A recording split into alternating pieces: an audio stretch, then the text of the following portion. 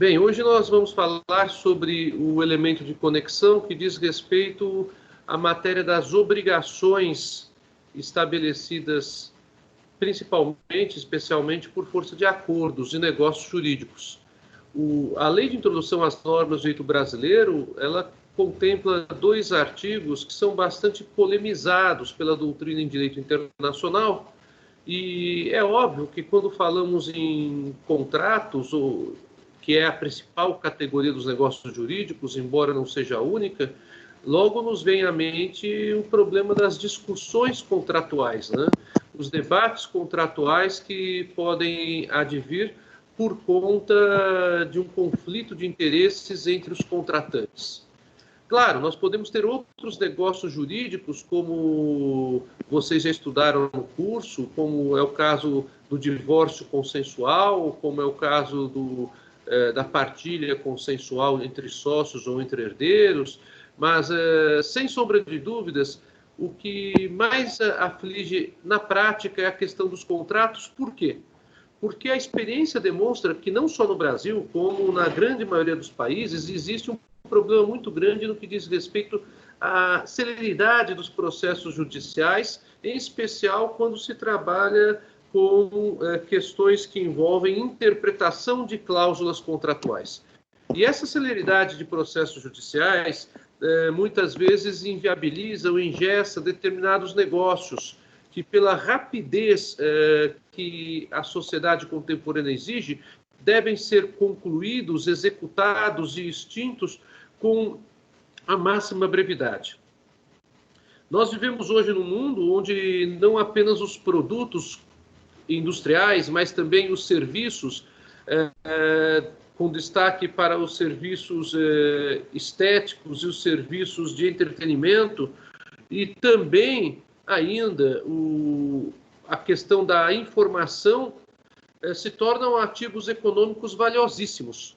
E tanto é assim que uma forte corrente da sociologia e da filosofia denominam a sociedade contemporânea de sociedade industrial, mas também de sociedade da informação. Então, nessa ideia de sociedade da informação que o mundo nos oferece, o que preferem duas partes que têm um contrato para ser dirimido porque há uma dúvida ou há um litígio entre elas? Preferirão uma solução mais rápida ou preferirão se valer do poder judiciário? É tudo uma opção de escolha. A primeira coisa que nos vem à mente é se é possível se subtrair do poder judiciário de imediato uma decisão quanto ao mérito sobre a interpretação de uma cláusula contratual. E a resposta se afigura positiva. O próprio Superior Tribunal de Justiça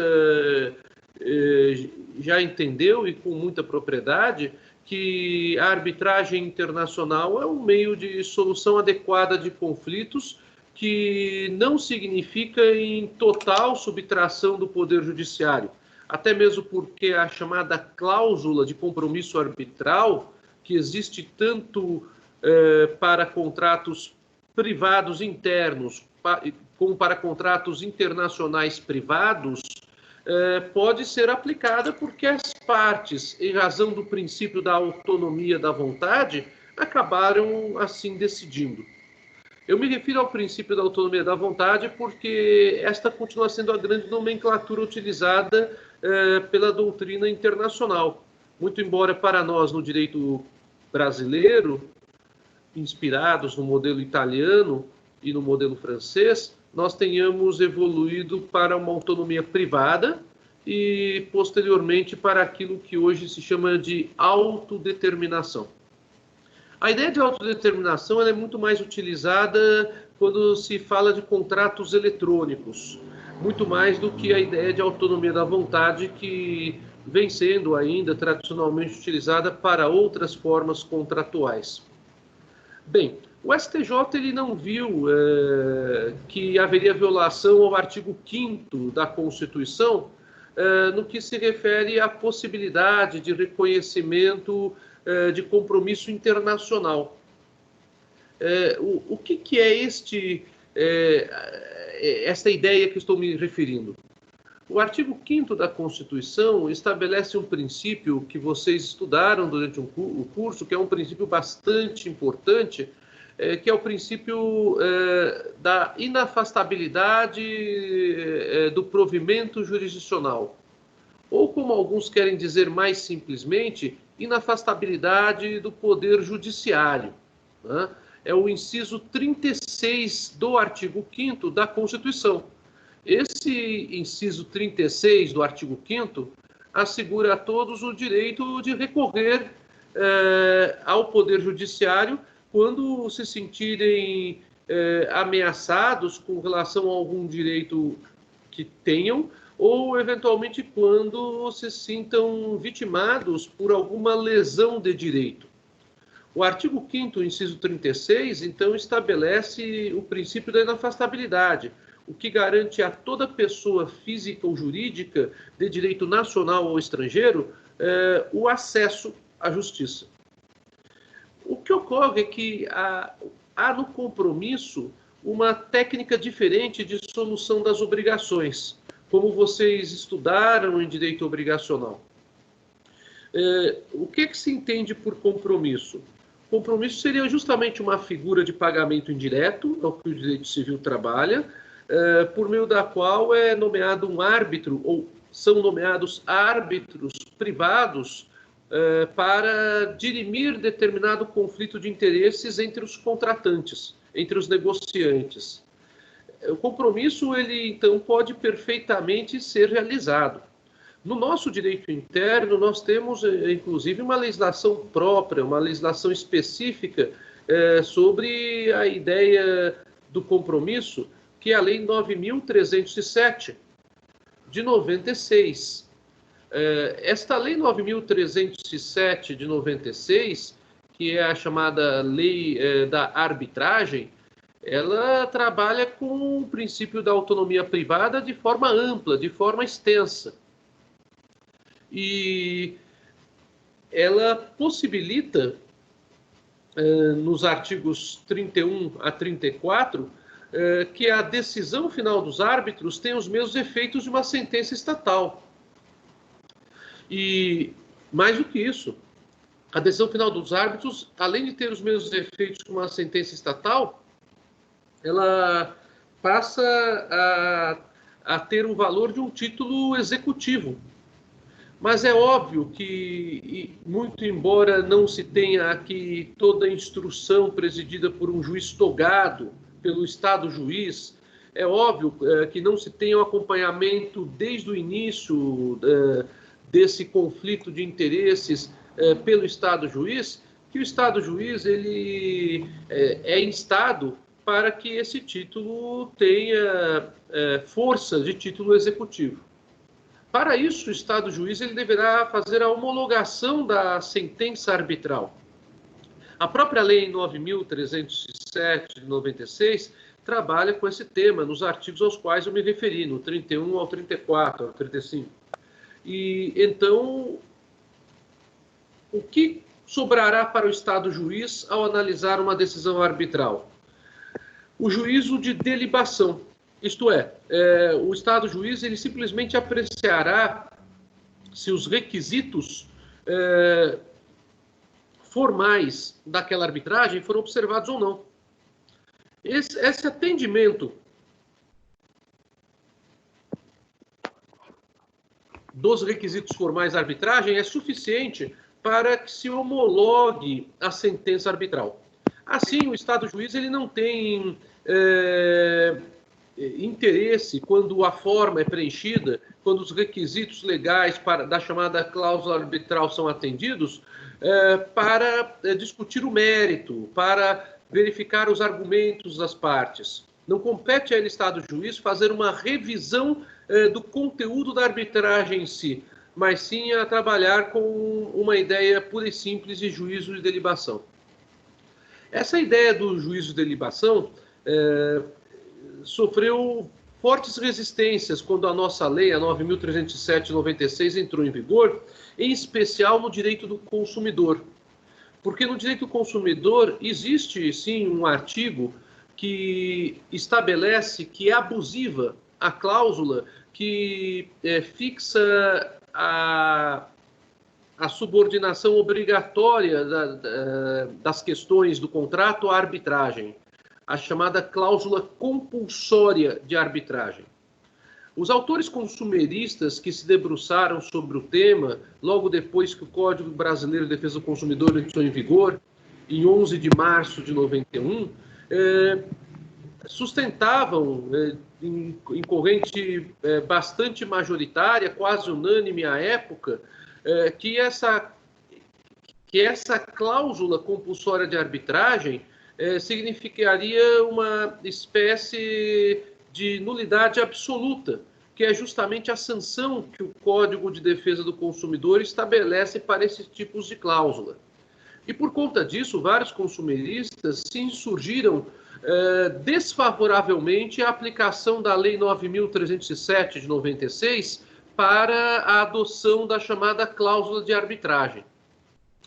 Percebam vocês que, sem entrar no mérito da questão de direito do consumidor, porque isso envolveria um tempo maior, e não é esse o objeto central da nossa discussão de hoje, que essa cláusula compulsória de arbitragem fala em compulsoriedade.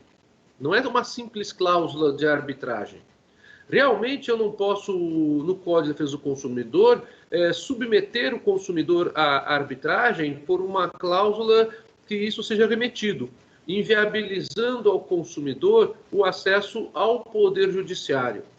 Mas a existência de uma cláusula de arbitragem em um contrato, seja ele de consumo, ou seja um contrato empresarial ou um contrato civil, não é objeto de proibição direta do Código de Defesa do Consumidor. Basta perceber, o Código de Defesa do Consumidor fala a compulsoriedade da arbitragem como cláusula abusiva. Vamos supor, então, que as partes estabeleçam uma cláusula onde não há compulsoriedade, mas apenas se prevê a possibilidade de se valerem as partes da chamada arbitragem. É justamente a partir desse tipo de interpretação que hoje em dia se discute de forma bastante favorável aqui no Brasil, a semelhança do que já acontece no direito europeu, a chamada arbitragem online para as relações de consumo. Justamente porque o artigo 51 do Código, ao se referir à cláusula compulsória de arbitragem, estaria apenas se referindo a cláusulas contratuais cujo conteúdo afastasse qualquer possibilidade do consumidor de buscar guarida no Poder Judiciário, ao invés de se valer de uma solução adequada de conflitos. Bom, essas são as principais noções no que diz respeito ao chamado direito nacional da arbitragem. Porque com relação às outras questões de arbitragem, vocês já as viram durante o curso em soluções adequadas de conflitos, quando estudaram a negociação, quando estudaram a mediação, quando estudaram a conciliação e quando estudaram a própria arbitragem. E viram também direito civil quando estudaram sobre compromisso. Só que em direito internacional nós temos que focar o estudo da chamada arbitragem internacional dentro de outras perspectivas. A quais perspectivas eu estou me referindo? Primeiramente, vamos definir qual que é a ideia de arbitragem internacional. Na ideia de arbitragem internacional, nós temos a semelhança de um processo judicial, assim como ocorre com a chamada arbitragem interna, uma espécie de juízo arbitral. Esse juízo arbitral, ele é constituído justamente porque a cláusula de arbitragem existente no contrato permite isto. Esse juízo arbitral ele tem que ser consensuado pelas partes, tem que ser neutro, e uma vez utilizada a chamada cláusula de arbitragem internacional, ele é constituído por juízes ou árbitros privados. Então não é o Estado juiz de nenhum país, o Estado juiz em nenhum país trabalhará com relação a essa questão da arbitragem. Na realidade, a arbitragem aqui será trabalhada por árbitros privados.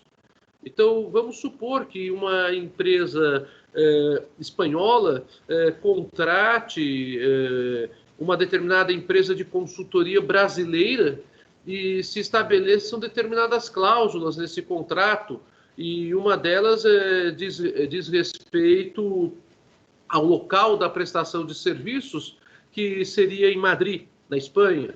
E outra dessas cláusulas, admite a constituição da arbitragem. Percebam vocês que eu não estou discutindo ainda cláusula de eleição de foro. Primeiro ponto, eu simplesmente estou dizendo que a prestação de serviços se realizará em Madrid, primeira coisa. E a segunda coisa, se o contrato prevê ou não prevê uma cláusula de arbitragem. Então a cláusula de eleição de foro está totalmente fora aqui do jogo por enquanto. Claro que no final do contrato, as partes, de forma consensuada, também estabelecendo uma cláusula de eleição de foro. E aí você pode perguntar, mas Senise, por que elas vão fixar uma cláusula de eleição de foro se elas já têm uma cláusula de arbitragem? Justamente porque a ideia da utilização do Estado juiz, ela está presente também nos contratos internacionais, muito embora a prática tenha revelado que as empresas procuram fugir do Estado juiz e procuram se valer da arbitragem quando essa arbitragem está possibilitada, quando ela está viabilizada no contrato internacional. Bem, uma vez viabilizada essa arbitragem no contrato internacional, eu vou me utilizar da cláusula de eleição de foro do contrato? Não. A cláusula de eleição de foro do contrato diz respeito ao estabelecimento da jurisdição aplicável, que nós já aprendemos no processo internacional. Ah, Senise, mas eu posso me utilizar de uma cláusula de eleição de foro do Tribunal de Arbitragem? Isso pode. Essa cláusula de eleição de foro do Tribunal de Arbitragem não é necessariamente a mesma cláusula de eleição de foro para a busca do provimento jurisdicional. Eu espero que isso tenha ficado claro de início. Segundo ponto bastante importante, também não se confunde a cláusula de eleição de foro, isso nós já falamos nas aulas anteriores, com o regime de direito substantivo que será utilizado pelas partes, que elas podem até eleger um regime de direito substantivo. Dissemos na aula passada, quando discutimos as questões de posse e propriedade, que isso se torna inviabilizado quando se discute posse ou propriedade, principalmente no que diz respeito à posse e propriedade de bens imóveis, por causa da ordem pública de cada país e porque normalmente se utiliza para a discussão de posse, propriedade e direitos reais sobre bens imóveis o elemento de conexão que é a lex rescitte. Ou seja, normalmente há uma vinculação da proteção do território com relação a discussões de posse, propriedade e direitos reais de bens imóveis que estão localizados naquele território. Então, eu estou falando aqui de contratos. Em matéria de contratos, nós não temos a lex rescitte. Então, é muito mais maleável a matéria, porque o princípio é o da autonomia da vontade, como falei para vocês. Ou falando de resoluções de conflitos de interesses contratuais online, podemos falar até em autodeterminação. Mas, quando se trabalha com cláusulas contratuais, cláusulas negociais, nós não trabalhamos com direitos reais, nós trabalhamos com direitos pessoais. E quando se trabalha com direitos pessoais, onde há o primado da autonomia da vontade, onde há o primado da autodeterminação para contratos eletrônicos, se trabalha com uma ideologia de relativização maior. Essa relativização maior é a que possibilita a fuga do Estado juiz para se buscar a solução através do juiz arbitral. Se eu estou falando que isso é possível para questões de direitos pessoais, e isto não se torna possível para questões de direitos reais, e nós estabelecemos essa problemática na aula anterior, eu tenho algumas ilhas, por assim dizer, que esse contrato pode ter. Em primeiro lugar, eu tenho que identificar se o contrato possui ou não a cláusula arbitral. Se o contrato possuir a cláusula arbitral, isto é, conterá a ideia de compromisso. Qual que é essa ideia de compromisso? É a ideia de fuga do Estado juiz. É a ideia de que as partes não descartam a possibilidade de constituição de um tribunal de arbitragem. Então, a busca do juízo arbitral, a fuga do Estado juiz. Ao invés do juiz público, irei para o juiz privado, porque ele terá uma maior celeridade, uma maior atenção em tese com relação àquele caso que eu estou discutindo. Porque a justiça privada da arbitragem, ela tem uma quantidade de casos muito menor do que a da justiça pública, já que a justiça pública atende a qualquer pessoa física ou jurídica, independentemente de sua situação socioeconômica. E, normalmente, quem acaba buscando a justiça privada, que é a justiça arbitral, são as pessoas que trabalham com os conflitos de interesses contratuais, que lhes dão uma maior importância de rápidas soluções. A rápida solução, então, do juízo arbitral é a grande bola do momento, vamos assim dizer. É justamente aquilo que acaba inspirando a sociedade contemporânea, sem nenhum prejuízo ou desrespeito à soberania nacional. Por isso que o STJ concluiu que o artigo 5º, inciso 36 da Constituição, não é ofendido no que diz respeito ao acesso à justiça, já que esse acesso à justiça poderá ser feito caso as partes não se interessem em viabilizar aquela cláusula de arbitragem que está prevista no contrato. E o que o Código de Defesa do Consumidor brasileiro, portanto, veda é a chamada cláusula compulsória de arbitragem para as relações de consumo. Eu posso ter cláusulas compulsórias de arbitragem para relações civis ou relações empresariais? Sim, aí nós temos essa possibilidade. Não existe um proibitivo legal no direito interno brasileiro quanto a cláusulas compulsórias de arbitragem em outras áreas.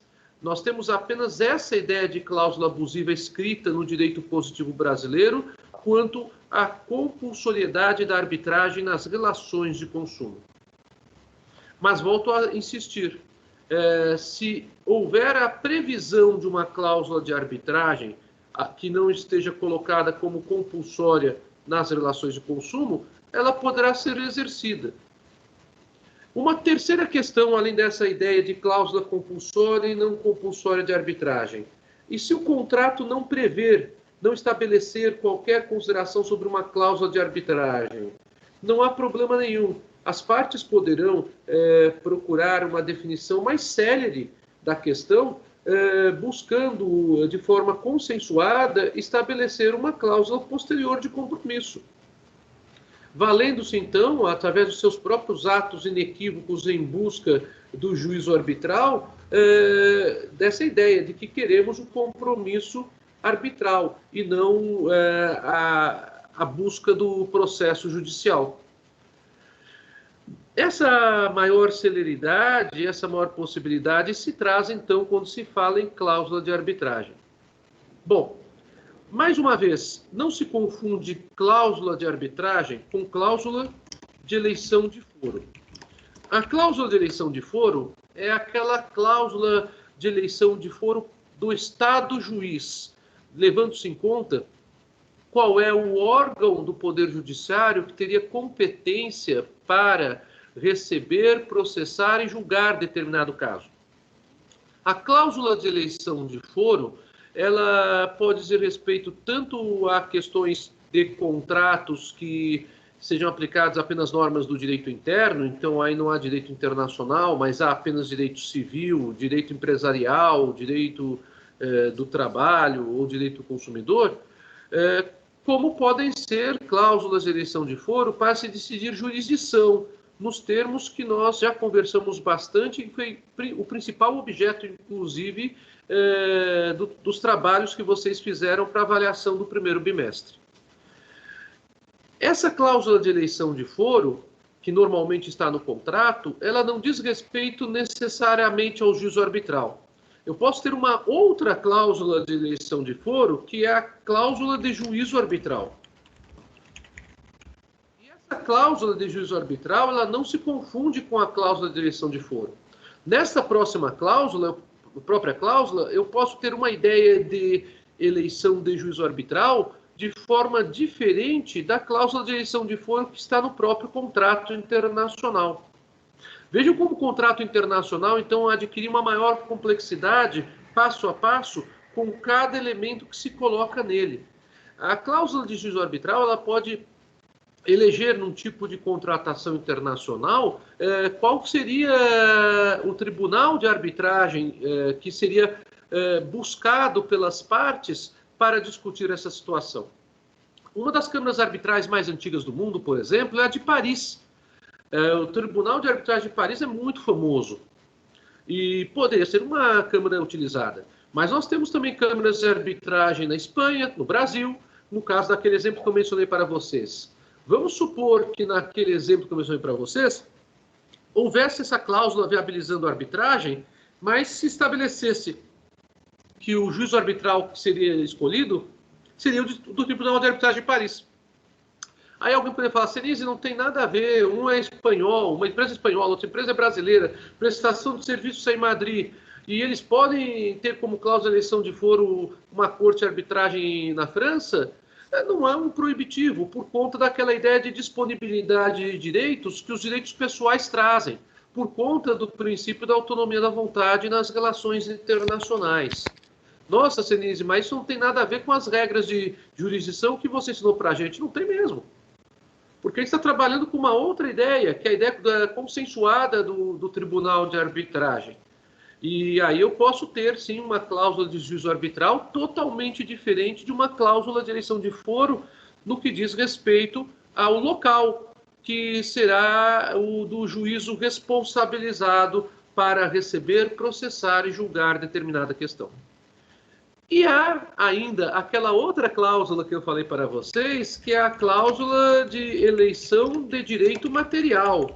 Ou seja, as partes, com relação ao contrato, elas podem estabelecer, sem prejuízo de quem será o juiz responsável, se será o Estado juiz, se será um juiz privado, qual é o regime jurídico aplicável que será considerado para fins de solução daquele conflito de interesses. Claro, se as partes forem submeter isso a um tribunal de arbitragem, isso terá uma facilidade muito maior com relação à análise, porque o tribunal de arbitragem, em princípio, aceitará o regime jurídico de cara. Já quando falarmos no Estado juiz, nós temos aqueles probleminhas de restrição que a gente conversou, que no nosso caso se encontram no artigo 17 da Lei de Introdução às Normas do Direito Brasileiro. Dificilmente isso ocorrerá, já adianto, numa questão contratual, numa questão de direito pessoal.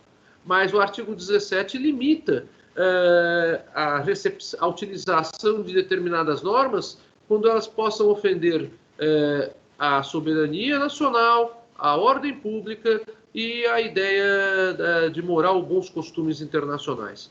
Então, quando se trabalha com essa ideologia dos contratos, nós temos um mundo mais flexível, bem mais flexível do que quando trabalhamos com os outros elementos de conexão que havíamos falado. Então, a arbitragem internacional ela acaba se constituindo numa grande possibilidade nos contratos de comércio internacional. Ela é muitas vezes chamada de forma híbrida de resolução internacional. E por que forma híbrida? Porque ela acaba conciliando elementos de direito privado e de direito processual internacional. Saiu priovado aí, desculpa, na hora que eu acabei digitalizando, né? Então, há uma série de arbitragens possíveis no comércio internacional. E essas regras de arbitragem, elas também variam muito de acordo com o tribunal internacional. Eu vou citar apenas alguns tribunais internacionais, eu fiz menção há pouco à Corte de Arbitragem de Paris, mas nós temos outras. Nós temos ainda a Câmara de Comércio Internacional, o Tribunal de Arbitragem Internacional de Londres, é um outro tribunal de arbitragem bastante famoso, o Centro de Resolução de Conflitos da Associação Americana de Arbitragem, é outro tribunal bastante famoso. Temos também o Centro Internacional de Arbitragem de Hong Kong, que, muito embora não seja muito lembrado para nós ocidentais, é um dos grandes centros internacionais de arbitragem por conta do grande poderio transfronteiriço de comércio internacional que Hong Kong tem, né? E essas regras de arbitragem, elas são estabelecidas de acordo com as próprias normas que há no direito internacional. Uma das principais normas que há no direito internacional, que servem de diretriz para que esses tribunais internacionais sejam utilizados, é a norma conhecida como Convenção de Nova York. Essa Convenção de Nova York, ela foi assinada, foi celebrada em 7 de junho de 1959.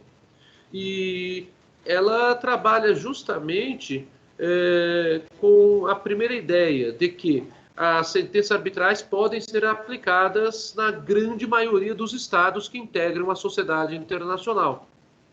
Hoje nós temos aproximadamente 195 estados que integram a sociedade internacional. O número exato eu não me recordo.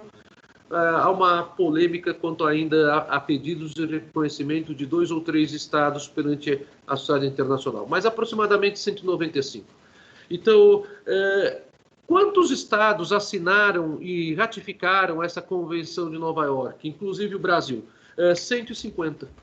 Percebam vocês, então, que praticamente 3/4 da sociedade internacional admite a ideia de que as sentenças arbitrais de tribunais internacionais podem ser homologadas e, portanto, suscetíveis de execução civil no Estado que ratificou essa convenção internacional. O Brasil ratificou essa convenção internacional já há bom tempo, e por conta disso, o Brasil, como integra essa pleiade de estados, ele trabalha com aquela ideia de homologação de sentença estrangeira contestada, quando trabalha com homologação de sentenças arbitrais internacionais. Então, é uma possibilidade, é bastante utilizado.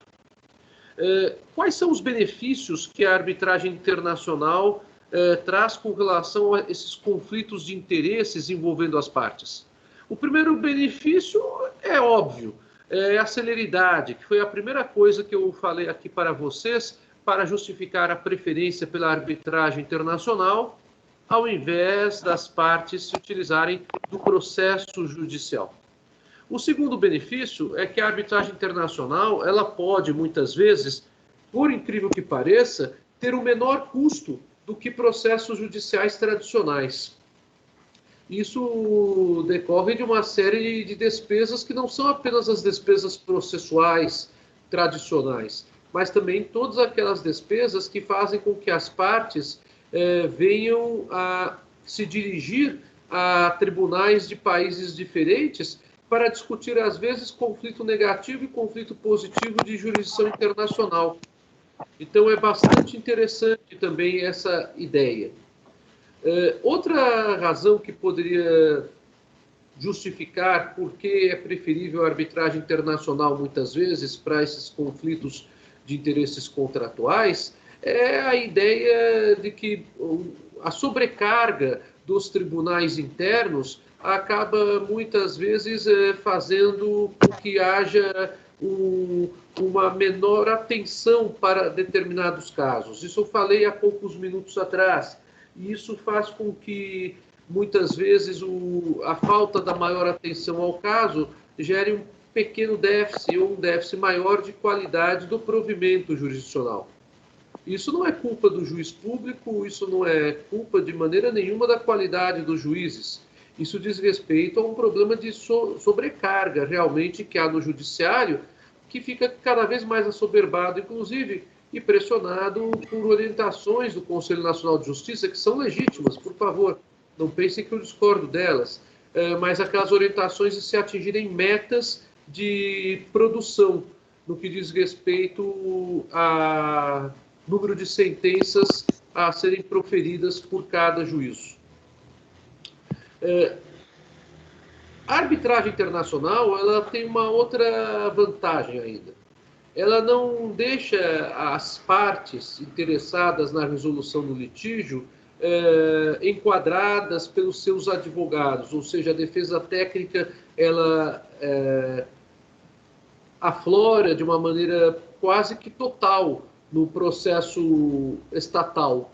Já no processo de arbitragem, as partes elas podem desempenhar um papel seletivo, um papel maior, inclusive o papel de consensuarem qual árbitro especialista será utilizado, né?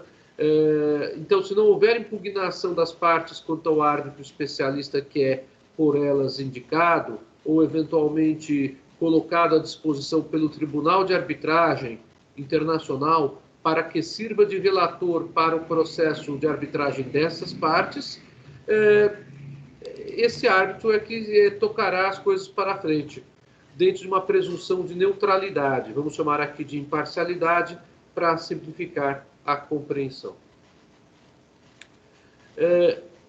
A arbitragem internacional, ela também goza de uma outra vantagem, que o processo judicial não tem normalmente para questões contratuais. A arbitragem internacional, ela pode ser dotada de confidencialidade. O processo judicial, quando trabalha com questões contratuais, ele é um processo publicizado, ele é um processo público. Aliás, os casos de segredo de justiça, eles são a exceção no processo judicial, como vocês bem sabem. Toda vez que a gente fala em caso de segredo de justiça, a gente se lembra ou questões relacionadas a autoridades públicas ou questões relacionadas a direito de família, né? É o que normalmente a gente se recorda. Já na questão dos contratos, normalmente os processos eles são públicos, né? Até mesmo por uma questão de transparência que o processo judicial exige. No processo de arbitragem internacional, pode existir a confidencialidade, justamente porque as partes acabam solicitando essa confidencialidade, às vezes para a proteção do próprio nome da empresa, ou às vezes para a proteção do próprio nome do produto ou do serviço que é colocado em discussão no processo arbitral, ou às vezes para se evitar uma publicidade negativa por parte dos concorrentes quanto àquela atividade empresarial. Então, como vocês podem perceber, há vantagens muito grandes com relação ao processo de arbitragem internacional. Bem, uma outra questão que é bastante interessante, que a gente deve frisar com relação ao processo de arbitragem, é a procura desse processo. Só para vocês terem uma ideia, a American Arbitration Association é um dos maiores tribunais arbitrais que nós temos hoje. Essa American Arbitration Association, ela congrega a bagatela de quase 60 mil árbitros.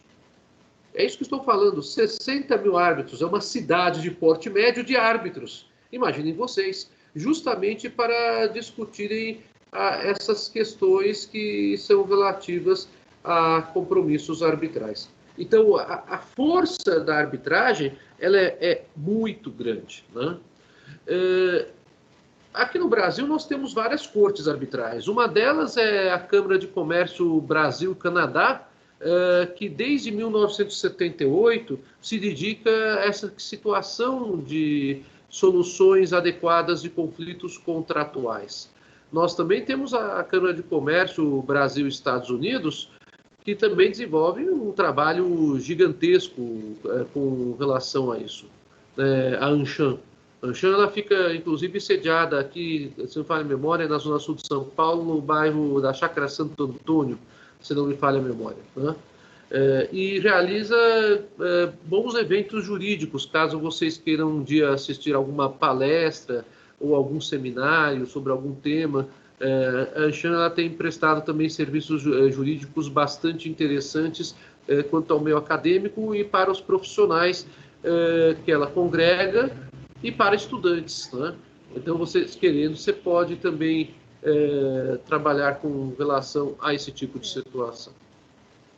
Bom, as soluções de conflitos, elas, então, obtêm um resultado adequado também nessa via que é a da arbitragem internacional. E eu falei para vocês há pouco que superamos aquela ideologia que existia com relação a contratos de consumo ao admitirmos as chamadas plataformas eletrônicas de consumo, né? Isso se dá porque se começou a trabalhar com um sistema que não é o sistema ADR de composição de litígios, que é o sistema normalmente considerado sistema clássico, que é o sistema da composição de arbitragem clássica, que é o sistema de resolução auto-heterônoma de disputas de conflitos. Então, nessa resolução, nós temos as partes elegendo de forma heterônoma, seja fora do judiciário, elas próprias, decidindo qual é o juízo arbitral e ponto. Nós também trabalhamos com uma outra técnica hoje, que é a técnica das ODRs, né? Quando se fala em soluções adequadas de conflitos, que é a das resoluções de disputas online.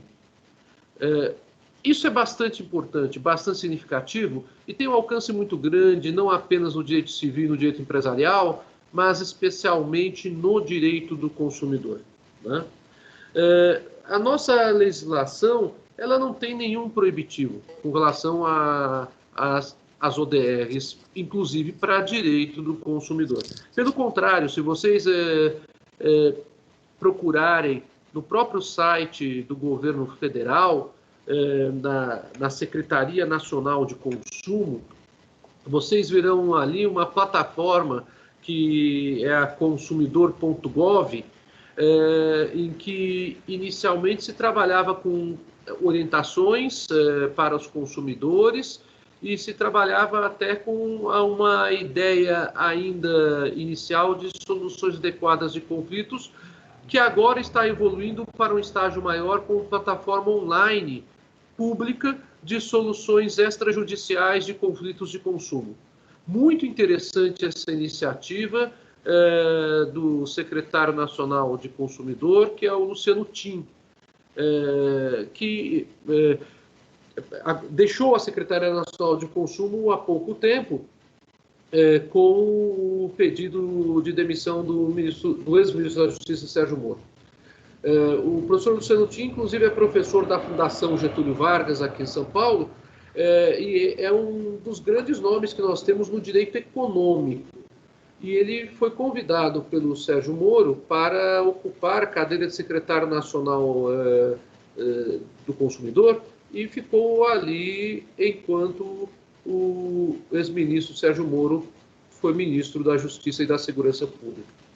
E ele justamente procurou fazer com que essas plataformas ganhassem uma maior aplicabilidade para a resolução de conflitos de consumo online. Mas, na realidade, ela não é destinada apenas para isso, mas ela é uma plataforma online de resoluções de conflitos de forma geral. Então, não apenas para comércio eletrônico. Isso não é, na verdade, uma novidade mundial. Isso já vinha sendo feito e na União Europa, por força de uma diretiva, que é a Diretiva 2013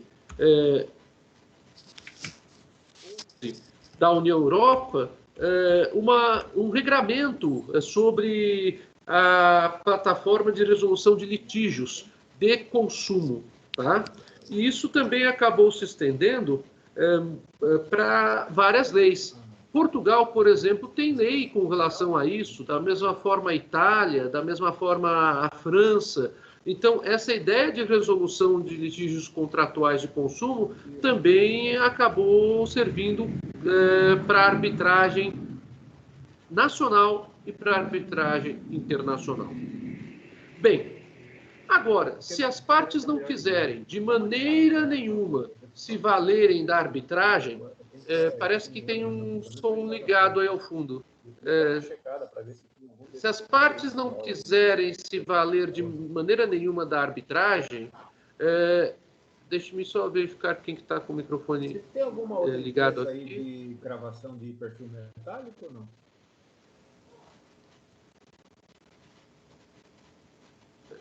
Ainda está ligado aqui o microfone da pessoa. Agora está desligado. Bem, voltando. Se as partes não quiserem de maneira nenhuma se valerem da arbitragem, aí nós vamos ter que discutir a questão do ponto de vista contratual, do ponto de vista geral. E aí nós temos essa questão resolvida quanto ao elemento de conexão, segundo as regras de cada país. É a mesma ideia que a gente já dispôs aqui nas últimas aulas sobre elemento de conexão. Bem, para eu descobrir qual é o elemento de conexão, no caso do direito brasileiro, que é o que vai interessar para vocês sempre, num primeiro momento, a menos que vocês saiam da advocacia nacional e vão advogar em outro país, aí eu monto essa história, é o que temos na lei de introdução às normas do direito brasileiro. Vamos ver o que a lei de introdução às normas do direito brasileiro dispõe com relação aos elementos de conexão de obrigações. O artigo 9º, que eu estou aqui mostrando para vocês, acho que vocês estão vendo. Estão. Está aqui constando que vocês estão vendo. Se vocês não estiverem vendo, por favor, vocês falem comigo. O artigo 9º, ele declara que para qualificar e reger as obrigações, aplicar-se-á a lei do país em que se constituírem. Vejam como o artigo 9º, ele trabalha com a questão, repito, insisto, acho que eu estou reiterando até isso demais, mas é importante, né? De direito obrigacional. Então, aqui, o elemento de conexão aplicado é um elemento de conexão para o direito material. Então, qual é o regime jurídico de direito substantivo que será aplicado pelo juiz internacionalmente competente para receber, processar e julgar determinado caso?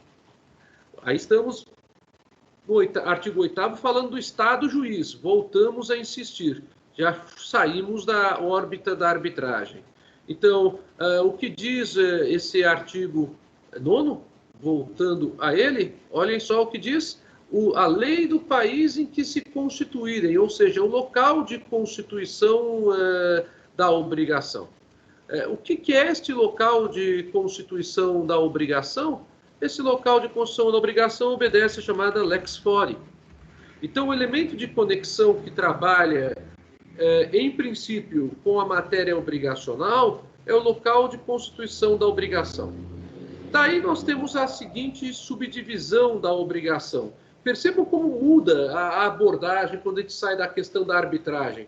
Por isso que eu fiz questão de trabalhar com arbitragem e contrato na mesma aula, muito embora a arbitragem a gente possa até falar mais sobre ela, pena que terminamos o nosso semestre, mas falamos o básico dela, né? Aquilo que é necessário para um aluno de último semestre conhecer em direito internacional privado.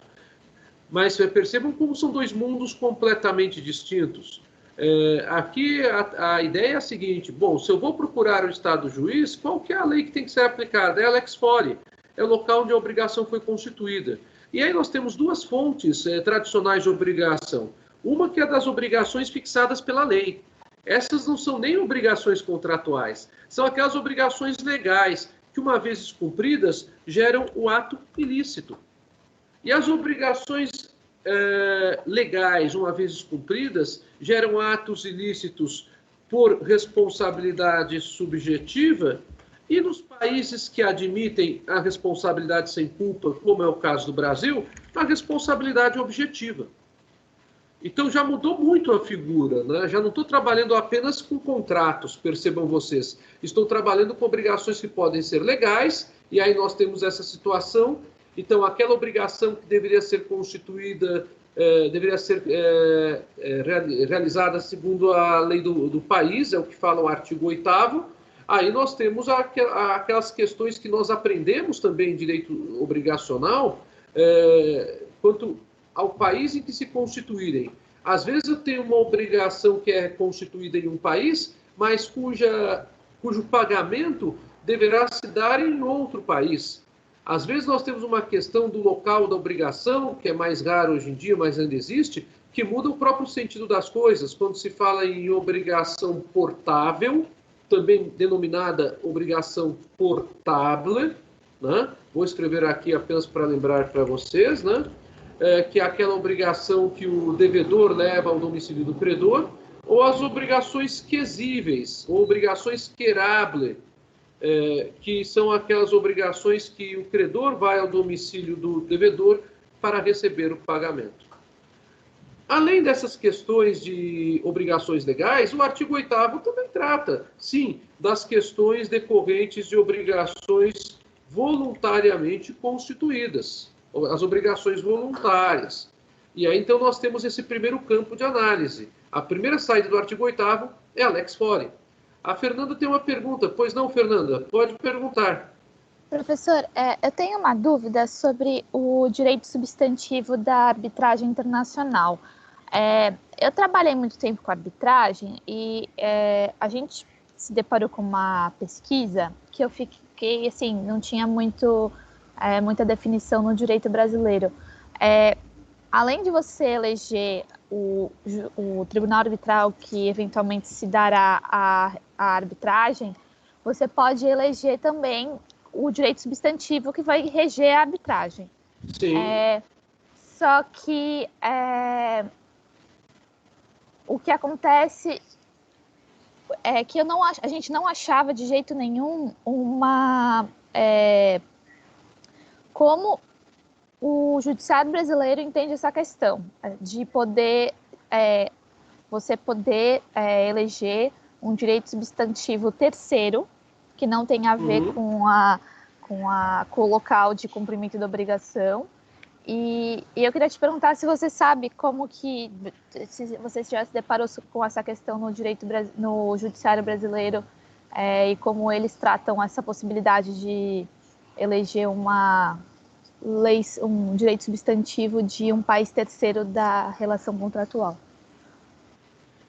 A tua pergunta é muito boa, Fernanda. Vamos ver se eu consigo respondê-la. O STJ, ele trabalha com a ideia de juízo de delibação, como você bem sabe, com relação à homologação de sentenças estrangeiras. E aí também estaria inserida a ideia de homologação de sentenças arbitrais. Então, o STJ, ele trabalha com o aspecto não do conteúdo, mas o aspecto do atendimento às formas mínimas exigidas para que ocorra essa homologação, para que ocorra essa validação. O que o STJ se preocupa pura e simplesmente, então, é com relação ao procedimento adotado, se há ou não violação do artigo 17 da Lei de Introdução às Normas do Direito Brasileiro, sem prejuízo dos próprios dispositivos do regimento interno do STJ, que trabalham com essa ideia de arbitragem. Então, quais são as vedações que o artigo 17 da Lei de Introdução às Normas do Direito Brasileiro traz? As leis, atos e sentenças de outro país, perceba você aqui que a ideia, bem como quaisquer declarações de vontade, olha só, bem como quaisquer declarações de vontade, aí quaisquer declarações de vontade está, sem sombra de dúvidas, a perspectiva abrangida das relações de compromisso arbitral. Não terão eficácia no Brasil quando ofenderem a soberania nacional, a ordem pública e os bons costumes. O que significa? O único discriminem que existe para o STJ para analisar essa questão está relacionada à ordem pública brasileira, à soberania nacional e à observância dos bons costumes. Daí que, se o processo arbitral diz respeito tão somente a direitos pessoais, vou escrever aqui, para aqueles que estão eventualmente anotando a matéria, se o processo arbitral diz somente respeito a direitos pessoais, ele não vai ter qualquer norma de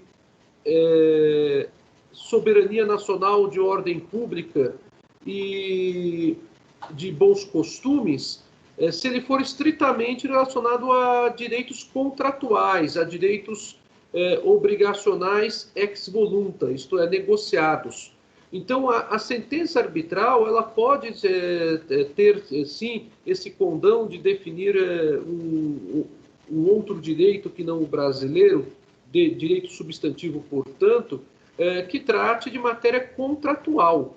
Apenas quando houver alguma ofensa à ordem pública identificada naquela sentença, é que o STJ ele poderá, no juízo de delibação, não homologá-la. Esse é o entendimento que tem sido normalmente utilizado. Então, quanto à sua pergunta, que é uma pergunta bem interessante, o que eu tenho a dizer é isso. O que o STJ faz é entender que há, sim, a possibilidade do juízo arbitral fixar qual é o direito material aplicável. O grande problema está relacionado ao sistema do juízo delibatório quanto à observância do artigo 17 da Lei de Introdução. Como os direitos contratuais normalmente não dizem respeito nem à ordem pública, nem à soberania nacional, e pode eventualmente dizer respeito aos bons costumes, o STJ tem uma flexibilidade grande, sim, com relação a essa admissão desse tipo de situação. Tá, Fernanda? Talvez seja por isso que na pesquisa de vocês, inclusive, vocês não tenham se deparado com muitas discussões do STJ quanto à homologação ou não homologação. Tá? Ok, realmente, porque a gente acaba basicamente trabalhando com direitos pessoais na arbitragem, né? Alguma outra pergunta, pessoal? Aí eu já estou quase terminando, tá? Fiquem tranquilos. Eu sei que já são 11h40, mas já estou quase terminando. Bem, então vamos lá. Quando a gente trabalha com essa questão do artigo 8º, então, como falamos há pouco para vocês, nós temos essa regra que é da Lex Fori, né? Agora, percebam vocês que o artigo 8º, ele não trabalha apenas com esta regra. E isto tem levado a uma série de problemas. Aliás, o 8º não, o 9º, né? Perdoe-me. O 9º, né? Que eu li há pouco para vocês. Uma série de problemas que tem que ser discutidos, né? Vamos trabalhar com os 2 parágrafos seguintes que falam de obrigações ainda. O caput fala, conforme lemos há pouco, para qualificar e reger as obrigações, aplicar-se-á a lei do país em que se constituírem. É a Lex Fori. Aí vem parágrafo 1º. Destinando-se a obrigação a ser executada no Brasil e dependendo de forma essencial, será esta observada, admitidas as peculiaridades da lei estrangeira quanto aos requisitos extrínsecos do ato. Percebam aqui que o direito brasileiro, no ponto de vista obrigacional, tem diferenças com direitos de outros países, o que é bastante comum. O direito francês admite determinados contratos de compra e venda de imóveis sem registro público. O nosso direito brasileiro, que tem uma base muito mais forte na aquisição da propriedade imóvel, mediante um registro, porque nós temos uma influência muito forte dos germânicos nessa situação, exige praticamente em todas as situações a averbação no registro imobiliário para transferência do imóvel. Ou seja, no Brasil, o contrato de compra e venda de imóveis tem efeitos translativos de aquisição de propriedade, mas não gera aquisição de propriedade imóvel desde logo. Já a compra e venda francesa ela é um pouquinho diferente da compra e venda de bem imóvel no Brasil. Então, esse tipo de diversificação é que deve ser levado em conta. Então, vamos colocar a aplicação aqui nesse parágrafo 1º. Destinando-se a obrigação a ser executada no Brasil e dependendo da forma essencial, será esta observada. A forma essencial descrita na lei brasileira. Percebam o que diz o artigo 9º no parágrafo 1º. admitidas as peculiaridades da lei estrangeira quanto aos requisitos extrínsecos do ato. Tá? O parágrafo 2º. A obrigação resultante de contrato reputa-se constituída no lugar em que residir o proponente. Esse parágrafo 2º, ele dá uma belíssima dor de cabeça para quem trabalha com direito internacional. A lei do proponente. Vejam só. Então, o proponente, que é também chamado pela doutrina civilista de policitante. Bem, algumas observações aqui bastante sérias. Essa ideia da lei do proponente ou do policitante é uma ideia admitida na grande maioria dos estados que integram a sociedade internacional, sem sombra de dúvidas. Vocês, ao estudarem na teoria geral dos contratos a forma de conclusão dos contratos, isto é, de constituição do negócio jurídico, vocês viram que nós temos as negociações preliminares, que nós temos a proposta, que nós temos os contratos preparatórios e que nós podemos ter também a promessa de recompensa como formas de constituição de contrato. Claro que nós temos na proposta um elemento bastante comum, onde uma empresa, por exemplo, encaminha os termos de uma proposta a uma outra empresa, ou mesmo a um civil, para que se realize determinado contrato. E aí nós temos o regime jurídico da proposta, que varia de acordo com cada estado da sociedade internacional. Mas a lei da proposta, a lei do local do proponente, é realmente uma prática bastante comum no direito europeu. Tá? Pelo direito europeu eu consigo responder para vocês aqui, não consigo responder, obviamente, o que pensa o direito de povos da Ásia, da África, mas por conta da minha pesquisa mesmo, eu posso falar que no direito europeu nós temos essa ideia, o local da residência do proponente. Percebam vocês que, enquanto o artigo 9º fala que para qualificar e reger obrigações aplica-se a lei do país em que se constituírem, é a lex fori, quando eu tenho uma obrigação resultante de contrato, e nesse caso de contrato que tenha tido o seu início estabelecido pelas partes a partir de uma proposta, eu tenho a lex domicilii como elemento de conexão. Ou seja, a lei do domicílio, e do domicílio de quem? Do proponente. Esta ideologia, ela estabelece, volto a repetir para vocês, não a lei processual aplicável, mas a lei de direito material aplicável. E como estamos falando em contratos, nós temos aqui, se o contrato é iniciado mediante proposta, é a lei do proponente. Atenção, esse artigo 9º, parágrafo 2º, ele diz respeito a contratos civis e empresariais sem nenhum problema. Mas ele diria respeito a contratos de consumo?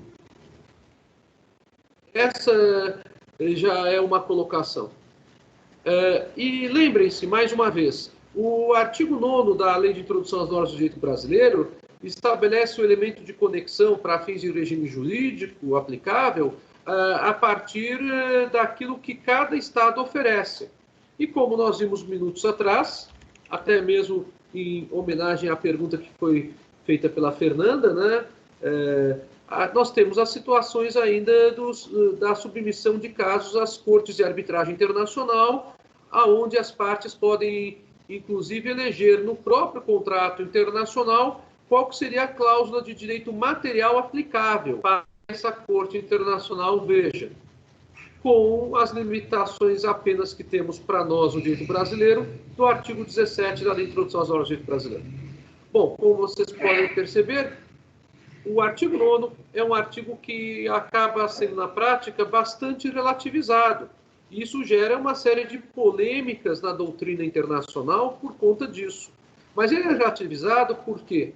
Porque nós temos, pelo princípio da autonomia da vontade, voltando ao início da aula para fechar nossa aula de hoje, e do princípio da autodeterminação nos contratos eletrônicos, a possibilidade de cláusulas de arbitragem que disponham tanto qual será o Tribunal Arbitral Internacional, como também cláusulas que disponham qual é o direito material a ser aplicável. E essas cláusulas não se confundem com a cláusula de eleição de foro da eleição do Estado juiz que receberá, processará e julgará o caso. Análise completa, então, do caso, não uma análise de simples delibação. E também não se confunde com os elementos de conexão do artigo 9º que eu acabei de mencionar. Para a obrigação, seja ela legal ou contratual, a lex fori. Mas se é uma obrigação contratual iniciada a partir de uma proposta, a lex domicili, alusiva, portanto, ao domicílio do proponente. Bom, gente, eu quero agradecer muito a atenção de vocês. Cheguei ao final da aula de hoje, tive que correr, como vocês podem perceber, porque é uma matéria extremamente longa, mas extremamente interessante, né? E fico feliz de ver que alguns de vocês, como a Fernanda, já tiveram uma experiência com relação à arbitragem. O professor Cláudio Filkenstein, que é professor aqui da nossa faculdade, ele tem promovido uma série de idas de alunos para participar de competições internacionais sobre arbitragem. Também isso é muito interessante, né? E, Fernanda, você trabalhou junto a algum órgão que você estava me referindo? Oi, professor. Oi. Não, eu trabalhei no Sescom Barrier, que eu fazia parte da equipe de arbitragem. Que bacana, que bacana. Gostou da experiência? Gostei bastante, pretendo continuar trabalhando com isso também. Que ótimo, que ótimo. E é uma área muito boa do direito que está em constante evolução sempre, né? Sim, parabéns, acho que é muito, parabéns pela acho escolha. que é muito o futuro pelo menos das questões contratuais, empresariais, eu acho que é o futuro. Cada vez mais vai ter aplicação. É verdade, é verdade. Bem, além do que nós conversamos, alguém gostaria de fazer alguma pergunta? Então, não havendo perguntas, eu quero agradecer muito o semestre que tivemos. Dia 16 de junho, então, faremos uma provinha de encerramento, tá? Será uma prova básica. Eu vou passar as instruções para vocês através do representante de classe de vocês, né? E eu peço que vocês avisem, então, os colegas que dia 16 a gente vai fazer essa provinha. Vai ser uma provinha bem básica. Fiquem tranquilos, tá? E qual que é a matéria da prova? Aí são as minhas aulas, né? Então, peguem esses temas dos elementos de conexão. A parte de processo internacional não cairá nessa prova, só cairá a teoria das qualificações e os elementos de conexão, tá? Mas que, como vocês já viram, é bastante matéria. Mas a gente vai fazer uma prova básica, vocês podem ficar tranquilos quanto a isso, tá bom? Então, gente, muito obrigado, um ótimo dia para todos e parabéns pela formatura de vocês que está para se consolidar em breve, tá? Gratidão e até uma próxima oportunidade. Fiquem com Deus. Obrigada. Professor. Obrigado, professor.